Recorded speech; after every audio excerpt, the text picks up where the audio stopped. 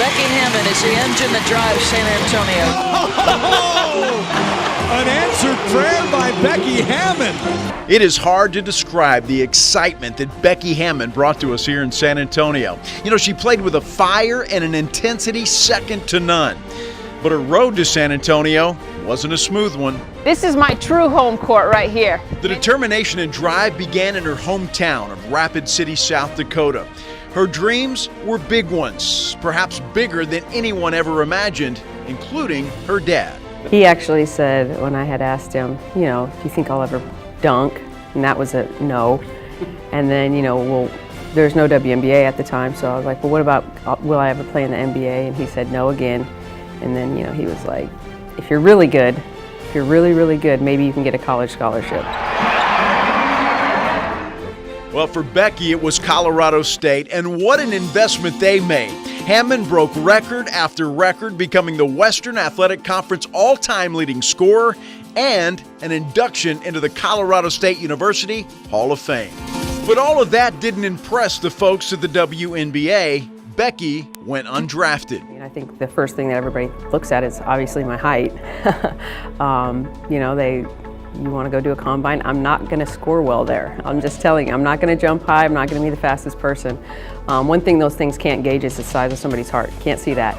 And I think me going into the WNBA, you know, I went in with the attitude of like, I'm going to make it. Hammon from three, she's got it. It was the New York Liberty that gave her her shot in 1999, and she continued her journey there for 8 seasons. Playing against her, she played for New York. I was in Miami. I mean, this just tenacious little guard, fearless, coming into the lane. I tried to block her shots so many times. You know, I just thought, wow, she is deceptive and crafty and just incredibly talented and deceivingly so. Then our good fortune. We knew offensively she was probably the best combination scorer, passer that the women's game had seen in my mind. So getting her in that trade was so pivotal. She became the face of the franchise here in San Antonio and took our program right into everybody's homes. I was caught off guard a little bit, and I had no idea that was going to happen. The moment I set foot in San Antonio, from the person that picked me up at the airport, from the team, all the way to Dan and the staff and how everybody just treated me, I mean, it felt like home right away. I bought a house the next year. And so it's on to your next chapter.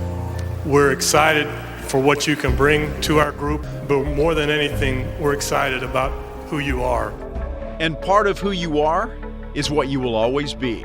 The first female coach in the history of the NBA. Becky's running this program. It's not Coach Popovich anymore.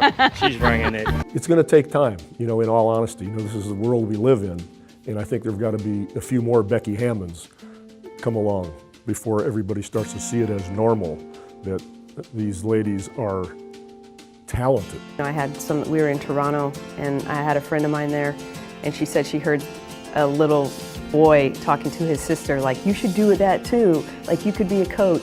And so I think moms and dads having these conversations with their kids, I think that's the coolest thing to me, because if I think we're ever going to get to the point where we see changes in society and we see women getting a fair shot and getting a chance to do stuff that we haven't been able to do before, I think just opens the doors to so many eyes and dreams for not just young girls, but I think little boys too. I think that's an important thing for little boys to see capable women in big-time positions.